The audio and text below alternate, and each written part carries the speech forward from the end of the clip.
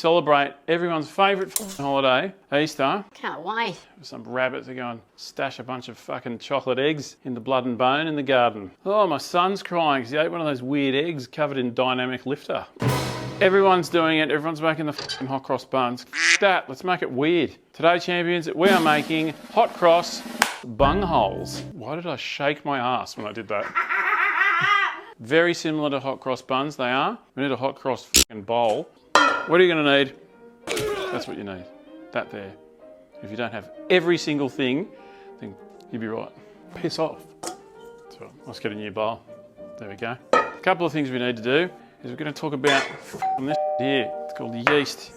Let's have a chitty chat about the thing that makes hot cross bungholes go. You can get the dried at the shops, you can get the fresh stuff. If you eat it on its own, it's a little bit foul. You're taking a bow or feeding a cow. Matter of fact, I've got it now. The stuff that I'm using has a thing in it called bread improver, which is pretty much vitamin C as far as I understand, or I'm not a science teacher.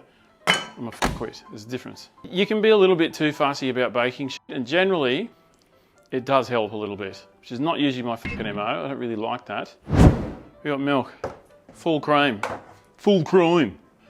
If you're using this, don't put this in there, otherwise, I mean, do it. See what happens. Don't blame me when your house goes. I could just use a measuring jug, but I'm a kid. You don't want it too hot, lukewarm. How warm is Luke? Yeah, about 36 degrees. Perfect. Right, so milk in a thing I probably should have put it in the first place. Let's have a go. What temperature are we? 35, 37. It's gone a bit past what I want it to be. I think 38's kind of the ceiling, as far as I know. I'm just going to do this in a cup, bung in a bit of sugar. That'll piss this off and it'll go. I'm yeast. What? This goes with that at Suzanne. Bung that in. Milk. Temperature is, oh, it's still slightly too hot. The problem is if it's too hot, then it'll kill the yeast. You don't want to do that. Well, while this fucking cools down, let me tell you a little story about yeast. If you've got yeast in the cupboard and you bought one of those big fucking Milo tin size ones, then you haven't been making fucking heaps of bread or shit that requires yeast, then check the fucking expiry date. In date yeast is 0.2 over. This is why I don't usually get into baking. It's because foodly shit like this. But of course it's going to be fucking worth it because you get to make everyone a fucking bunghole for Easter. So we stick with it. Here we go to the glass. Luke, warm. Yeah, it's pretty good. And give that in 5-10 minutes and it'll kind of foam up. Right, next bit. Yeah, into a bowl big enough to carry on like this. I'm going to send it in there with like 4 cups, maybe a bit more. I'll probably add a little bit more as we go because I'll be dusting the bench and we'll be working it out. Of course, if you've got one of those $3,000 bloody standing mixer things, you can use that. I don't have one, so I won't be using that. In here, with the rest of the white death, rest of the sugar, look what's starting to happen. See that? In here I've got a little concoction of spices, you'll see in there. That's cinnamon. It was on the thing before, I don't need to tell you what it is. Look, you don't have to put clove and cardamom in there if you don't want to. I like this mix of because that's it, because I like it. Pinch of salt. Look at that, doesn't that look gorgeous? Let me go with a bit of melted butter. I'm not gonna lie, it could be a little bit more melted. Look, no doubt someone's gonna light me up because I've done something in the wrong order here. I've made this about 7 times in the last 2 days. If you've got a better way of doing it, good on you. See you at your house doing it your way. Next up, bum nut into here. You don't need to turn it into a fucking meringue, it just needs to be whisked apart. That can also be introduced to that. So now this has done that, look at it. It's all very active. So a yummy drink here is now going to go in this yummy fucking thing here. Bang it in. For this first bit, I'll just use a fork. You can use fucking whatever you like. It's a pretty fucking sticky dough, this one. It's not like a bread dough. There is a point at which you're just going to end up using your fucking hands. I think I've gotten to that point. Right, now on the bench, a little bit of extra flour, because this will be a little bit sticky. Don't worry if a little bit sticks to the bench, because it will eventually just work it out. There we go. Lovely. So now we've got to knead our mate. Now you shouldn't need heaps more flour, but Just whatever feels right. So this is going to happen for probably the next 10, 15 minutes. 10 at least. 15 is probably too much. I mean, at the moment it's quite sticky. The dough shouldn't feel super sticky by the time we're done. So you just keep doing it. You don't have to bust your ass. Don't have to squash the f***ing bunghole out of it. That's a Jill's joke, by the way. Credit where credit's due. Do you want me to camera off for a bit? Yeah, I suppose we probably could. As you notice, there's not much f***ing flour left on the bench. That there is pretty good. It's not like sticky anymore. It's like it feels a little bit, you know, damper than usual. Bread pun there. It's pretty good. Now, we want to put some things in it. I already said that, didn't I? Put in it. How much have I got on me? Not too bad. Right, lemon, orange. Peel of like half an orange, depending on the size of it. This is a pretty big one.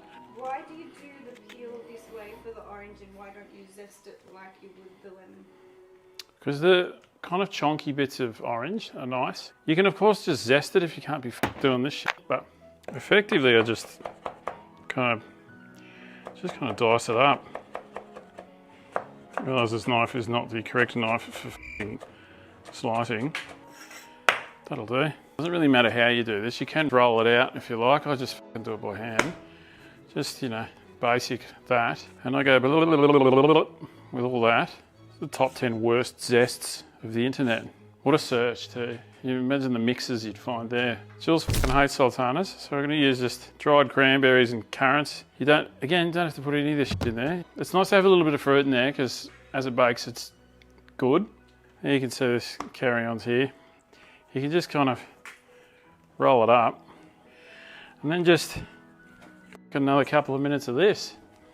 Just squash it through. I don't know, 2 minutes of this should get you there. It's just so you know you don't get a big vein of cranberries up your guts when you're not up for it. Hard bit done. Just a little bit of veggie oil around the bowl there. And then what I'm going to do, I'm going to plonk that in it. On with tea towel. Very nice. Keep this somewhere warm, preferably. Maybe don't take it ice skating for like an hour, hour and a half. 2 hours, you wild unit. I can think of a warm place. Right near the oven that you've got to turn on. The fucking 200 degrees Celsius. I'm going to go fucking spin out with the recorder in the other room. We're going to make a little bit of a glaze for the top of it. You can use all sorts of shit. I'm just going to use a little bit of brown sugar. I don't know, tablespoon, 2 tablespoons. Doesn't matter. It's not going to explode if you put too much in. Bit of boiling water. What we'll do is when these dickheads come out of the oven, we just baste them very quickly with the brown sugar. I bang them in again for like 1 minute, maybe 2 minutes.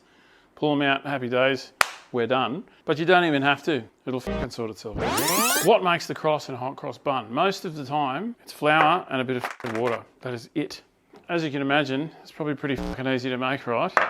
So in here, flour, I don't know, a couple of tablespoons will do you. Just a little bit of water. Start off slow. And you want to make a paste. So that's probably too thick. Just a splash at a time. Oh, fucking sounds good. You could use a whisk if you're a grown-up. The fork, it's the people's whisk. Yeah, that's fucking perfect. That is bloody lovely. Now, I might even fang in a little bit of cinnamon. You can put a sprinkle of sugar in, whatever you fucking like. That just, it doesn't taste like anything, really. It tastes like, I mean, put your finger in the flour and taste it. It tastes like that. And water. So you can exciting it up a little bit and put some piss in there. So we're going to dump this into a piping bag. You can use a sandwich bag or whatever. All right. Until then, looks like this now. This is the fun bit. Very common for people to punch it. You know, bit of those ones. Tough nuts. Not me, mate. I put a bunghole in it. Out you come, big fella. All right. Very nice. Maybe into a bit of a longer log. Just make it a bit easier to cut in half. So let's find out how much this fucking thing weighs, and then we can work out what half looks like. It weighs all up in the tray that's this big. Funnily enough, that's about 25 by 20 centimetres. I don't know, something like that. It's not your full size kind of roasting tray, it's kind of a medium. If you don't have a set of scales, just use your fucking brain. You know how to cut things in half. They don't have to be perfect. It just makes it easier to get uniform size things in a tray. So if one's really fucking small at the end, it's going to be annoying. Hot tip, flour your knife. Just be very careful not to cut yourself, you fucking dickhead. And it does that, and that way it doesn't fucking stick like to a blanket. All right, how do we do? Not bad. I can't see numbers. It says 618, so that's pretty good. So that's 2 bits. That one can chill out there for a sec. And let's start turning these into bung holes. If I hear a bit of shit about this, I'm not going to do anything about it, because I can't. But this is how I grease up a tray. You make stuff with your hands, it tastes better. It's just the way it goes. Unless you didn't wash your hands, you grub. And then it tastes like whatever the last thing was that you touched. The leaf blower. It tastes like leaf blower. You can use it to sproil and spray oil. As long as they're kind of like that, that'll be fine. G'day champions, here we are back with another tray montage. No one's ever done this on the internet before, have they? Wow, look at them stacking, all of them, that's right, 12, very nice. Don't need to fucking axe kick the egg into the bung hole, just a gentle push will do it. Now, what types of eggs could you use? Well, let me tell you, some eggs are dog shit. If you use a solid type of chocolate egg, you may find that it doesn't melt correctly. One of the reasons is the oven may get too hot for the chocolate and it'll it. The best egg in my experience has been the cream egg. That's right, I'll let you name that bunghole yourself. I'm going to get fucking kicked off the internet for this. Now you get a fucking 12 pack of bungholes. We don't want them drying out, so we're going to cover them again and we're going to put them somewhere very similar spot to where we left the dough in the first place, and then we do the last bit. They have risen. I could leave them for even longer and let them, but for now, let's decorate our bungholes. Julesie's had to start streaming. I'm going to have to do this on my own. Oh, we're back, champions, and I've put the wheat paste in a piping bag. If you don't have a piping bag, you can just use a fucking sandwich bag and cut the tip off. Of course, we can't forget the decorations on the bunghole, so we're going to go with a star pattern. Feel free to do whatever kind of design you like. Don't worry if the designs aren't exactly the same. Every bunghole's different. I mean, it can't hurt to pizzazz up the bunghole with a couple of hundreds and thousands there. Let's live a little. Whoop, what's this? Choc chip on top of the egg? Yeah, that's right. 200 fan, we're going to bung those in the oven for 20 minutes and then pull them out, give them a quick glaze, bung them back in the oven for a minute and then unbung them from the oven. There you have it, a tray of fucking baked bungholes. Okay, all right, just give me a sec. This is, it looks, just heads up, does not look good. I was a bit concerned, but it works. Anyway, so being that some of these fucking Easter eggs aren't supposed to go in the oven, or particularly not at this temperature, at the end, if they're still a bit solid, you give it a fucking push down with a chopstick and you stir it while it's warm and it melts. It's really, it looks so... It works. Man, look at that. Beautiful. Well, we should probably bloody try one then. Come on. Treat yourselves to a bunghole. Would ya? Good on you, champions. Thank you so much for coming to hang out. If you'd like to fucking chip in to this thing here, it's the swear jar where the swears are. It's like, I don't have to fucking edit the shit out. It's great. But yeah, don't feel like you got to do that. That's it. See you next time. See you later.